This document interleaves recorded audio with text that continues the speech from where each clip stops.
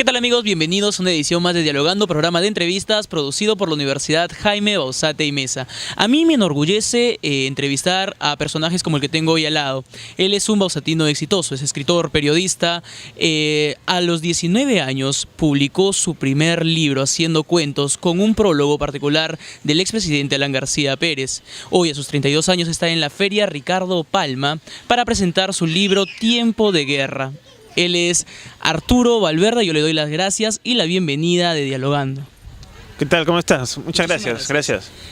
El escritor Dimas Arrieta dice también que Tiempo de Guerra tiene una narrativa, una nueva visión de la narrativa peruana, dueño de una prosa entrañable y también que enseña.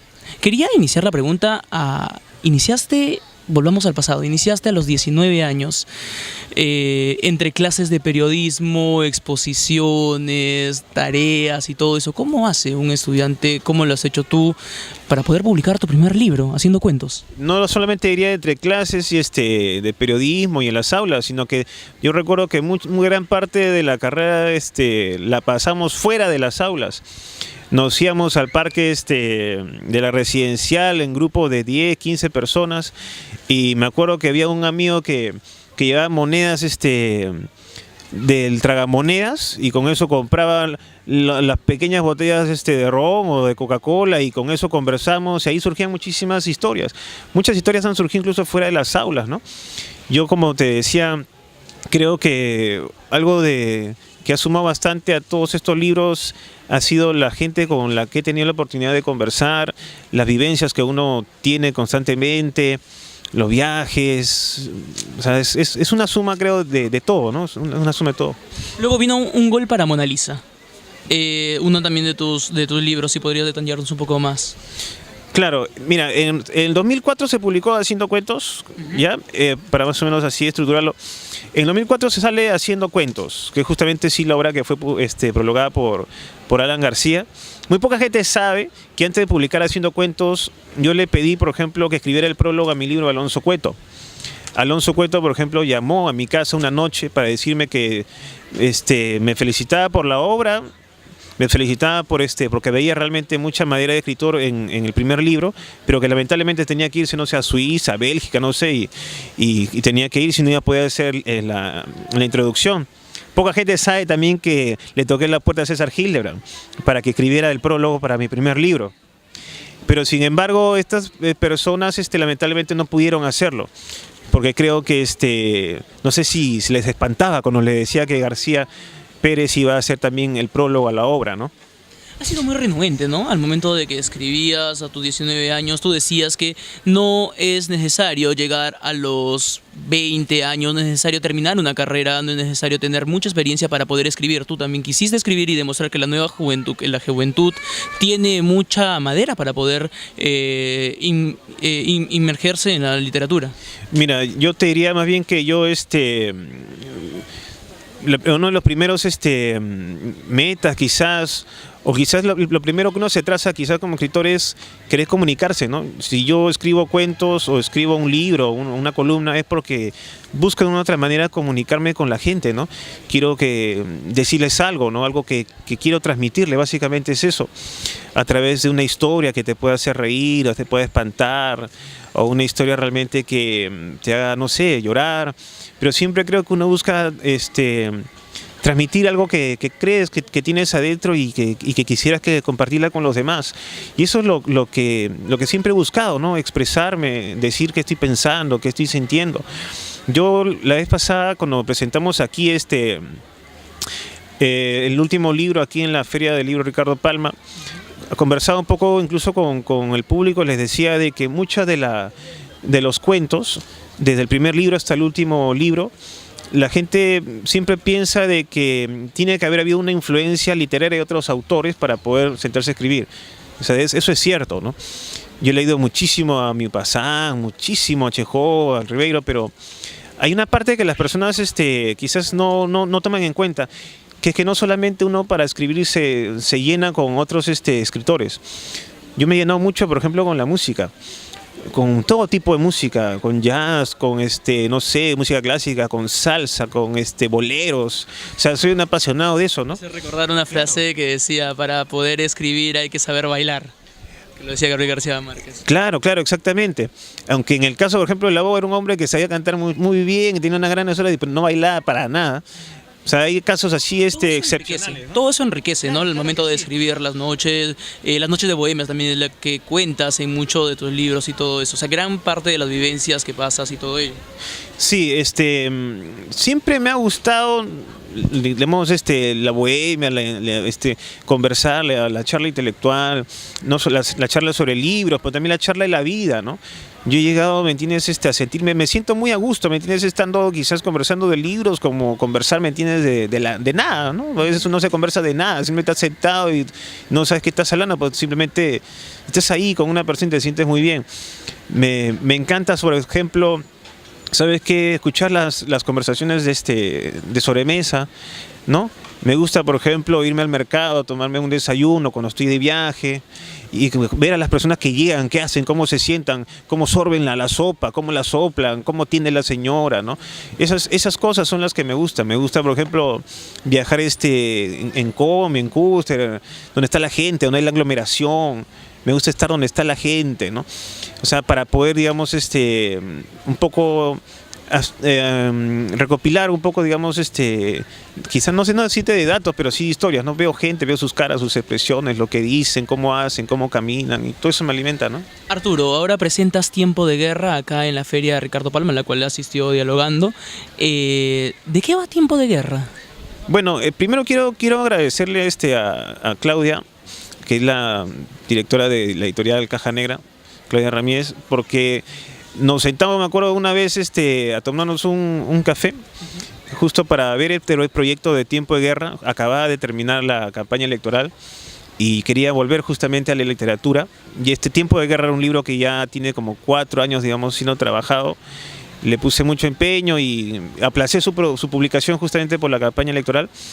Pero ya terminada, justamente me reúno con ella y acordamos justo lanzar el libro, ¿no? Y Tiempo de Guerra es una serie de cuentos. O sea, la gente ve el título Tiempo de Guerra y piensa de que quizás todos los cuentos tienen un corte militar o de guerra, pero no es así. En realidad es todo un concepto para mí, porque si bien el libro lleva por título el primer cuento, que se llama Tiempo de Guerra, en realidad, como te comentaba antes, Tiempo de Guerra, digamos, también me identifica porque creo que permanentemente estoy en guerra, ¿no? En guerra contra el mismo tiempo. La última guerra creo que emprendí fue contra la ignorancia en mi país, ¿no? Cuando tuve la oportunidad de decirles a todos que tengo un gran sueño, que es que el Perú lea más, ¿no? ¿Y lo estás logrando? ¿Cómo vamos haciendo? Tú eres impulsador de un grupo y todo ello. Sí, en el 2013 fundé lo que es hasta hoy lo que es el colectivo Promovemos la Lectura en las Combis, que fue toda una experiencia. Te diré que apenas lancé el colectivo, hubo mucha aceptación de parte de la gente y al mismo tiempo gente que quizás no la entendía. Pues gente me decía, oye, ¿cómo vas a promover que la gente lea en movimiento si eso te hace mal para la vista? O sea, cosas de ese tipo, ¿no? Pero si tú viajas a otros lugares del mundo, tú vas a ver permanentemente gente que está leyendo en el metro, en el subte, no sé, en los buses. La gente lee, que es una revista, un periódico, está leyendo. Yo, de una otra forma, lo que quería también era impulsar justamente que las personas aprovechen el tiempo de tráfico para leer, porque de acuerdo, por ejemplo, al Colegio de Ingenieros del Perú, un limeño puede llegar a pasar hasta un cuarto de su vida justamente atrapado en el tráfico. Entonces, si esto lo llevas incluso lo analizas desde un punto de vista económico, no estás realmente sacándole provecho a tu tiempo, ¿no? Entonces esas 6 horas, por ejemplo, que puede pasarse una persona de San Juan del Lurigancho atrapado en el tráfico constantemente, todos los días, esas 6 horas puedes aprovecharlas, por ejemplo, en leer un libro. Estás atrapado no sé, estás viajando en el Metropolitano y puedes ir leyendo un libro. Y veo gente que lo hace, sí, y me gusta. Desde los 19 años que publicaste tu primer libro, ahora que tienes 32, ¿cómo ha sido ese proceso en el trance de cambiar de estilo, de reformar, de reafirmar tu propio estilo al momento de escribir? Porque en Tiempo de Guerra tienes una prosa muy seria, de palabras, o sea, hay palabras rebuscadas, pero están en su punto. Es muy natural al momento de escribir, casi de un corte periodístico, o sea, de contar las formas tal y como son, sin rodeos. Bueno, traté de contar las cosas de la manera más sencilla, como si estuviera sentado con algún amigo, alguna persona y simplemente me sentara a contarle algo que pasó. Creo que los mejores libros, las mejores historias que yo he leído incluso han sido las que están escritas en un lenguaje muy sencillo, un lenguaje muy llano, muy simple, pero sin necesidad de que pierda por eso su elegancia, su belleza, ¿no? Creo que esas cosas sencillas son las que me atraen, ¿no? Y es ahora la forma en que estoy haciendo las cosas, ¿no? Yo te contaba de que yo, por ejemplo, antes lo que hacía era hacer un esquema en un papel, ¿no? Entonces decía, en este capítulo se va a narrar esto, en este capítulo tal, esto, y en el último capítulo acaba de morir por esta y estas circunstancias. Pero esos esquemas a veces para mí me atrapaban, porque no es la forma, me he dado cuenta, no es la forma en que yo incluso a veces hablo. Yo cuando a veces te cuento una historia, suelo ir hacia adelante, voy hacia atrás. Claro, cada uno... Como me acuerdo de algo y vuelvo de nuevo. O sea, entonces creo que la mejor forma para mí, que me acomoda para poder transmitir las historias que quiero hacer, es justamente narrarlas a la manera también en que las transmito oralmente, ¿no? Entonces, tú lees una historia a veces pareciera, no es completamente lineal, ¿no? Sino en el transcurso surge otra historia, o un personaje empieza a hablar digamos, de su historia personal, pero sigue avanzando en la historia y van surgiendo cosas. Exacto, ¿no? Cada cuento tiene una manera de narrar distinta, tiene una forma de enfoque también distinto. Ahora, al momento de escribir, ¿tú tienes cierto gusto por lo que viene a ser la historia? Al momento de cuando comienzas a escribir tus cuentos, mezclas muy bien el presente y el pasado de cualquier protagonista de alguno de tus cuentos. ¿Por qué tanto gusto por la historia? ¿Es tu parte de tu estilo personal? Creo que a medida que he ido leyendo historia del Perú, sobre todo, me he sentido atrapado por personajes, ¿no? Hay personajes que me llaman mucho la atención, ¿no? Personajes históricos, ¿no? Puede ser, por ejemplo, digamos Piérola, puede ser Cáceres. Hay personajes que me llaman la atención como Boloñés y leo, ¿no? Acerca de sus familias, leo sus historias. Y a veces cuando uno va leyendo, la última vez leí, me acuerdo, la historia de Atahualpa, ¿no? Entonces, a medida que uno va leyendo, uno se siente más cercano al personaje, ¿no? Y sientes como si lo tuvieras al costado. A veces puedes llegar a percibir cómo ha sido ese momento, ¿no? que vivió, ¿no? Y justamente la historia con el círculo, ¿no? De Francisco Pizarro. Yo recuerdo siempre en los libros de historia del colegio que siempre estaba representada la muerte de Pizarro por ese óleo. No recuerdo en este momento el autor, pero aparecía justamente ahí muriendo Pizarro, y son imágenes quizás que se me quedaron permanentes. Y siempre he querido jugar también con eso, ¿no? El que hubiera pasado si la historia fuera distinta, ¿no? Exacto, algo que tiene en particular el periodista, que también le puede cambiar la historia que quizá uno le hubiera podido poner en cuanto a la literatura. Te quería preguntar también, tú mezclas el erotismo y la bohemia dentro de uno de tus cuentos en tiempo de guerra. Cuéntame más acerca de eso. ¿Quieres hablar de erotismo?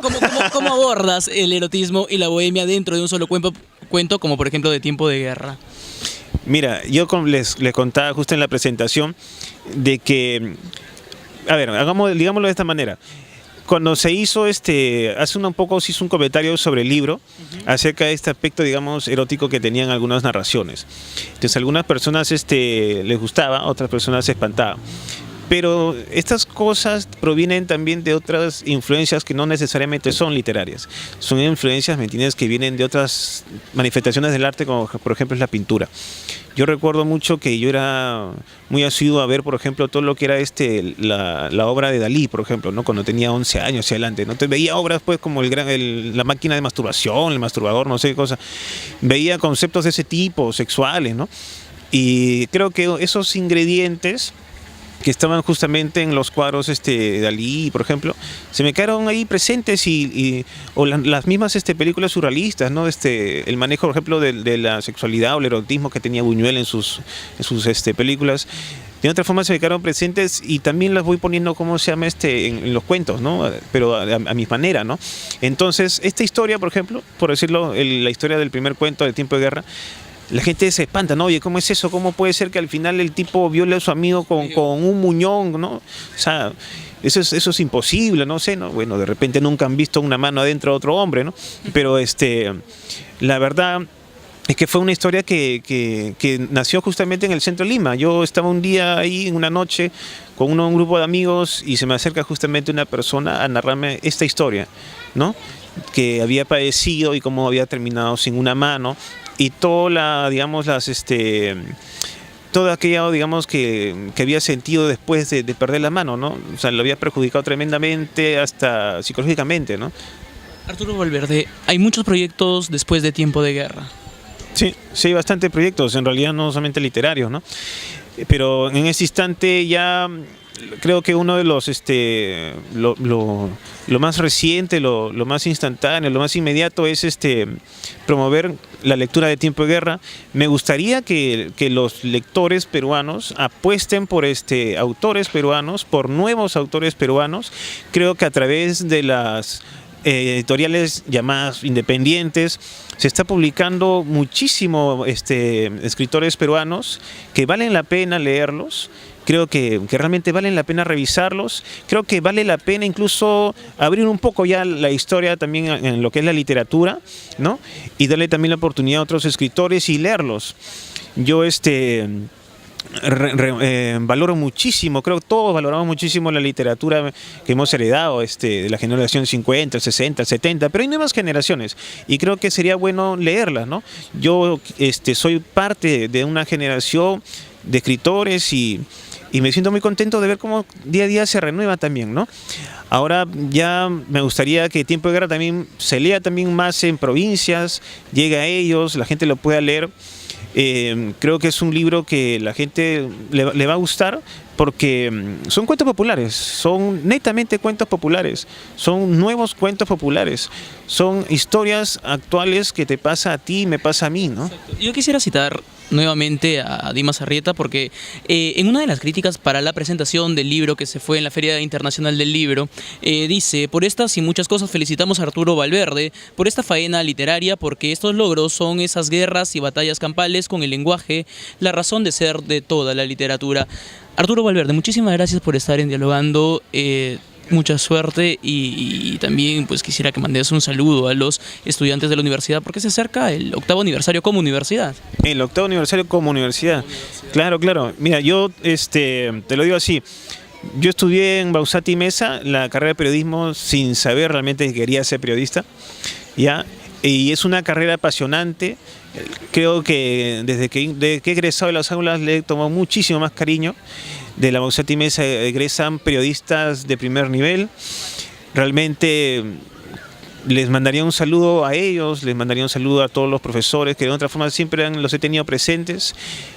Y bueno, Bausati Mesa es parte realmente de la historia del Perú. Bausati Mesa también es parte de mi vida personal, de mi historia personal. Y lo que más bien le diría a los alumnos de Bausati Mesa, les diría que lean, que si quieren ser buenos periodistas, que lean bastante, que lean, que tengan un hambre insaciable de leer, porque lo mejor que puede tener un periodista como arma es el conocimiento, y el periodista tiene que leer, está obligado a leer de todo. Así que, queridos compañeros, empuñemos esas armas del conocimiento. Quiero agradecer a Político Digital por habernos acompañado en esta faena acá en la Feria Ricardo Palma. Nosotros nos reencontramos en la próxima edición. Permiso.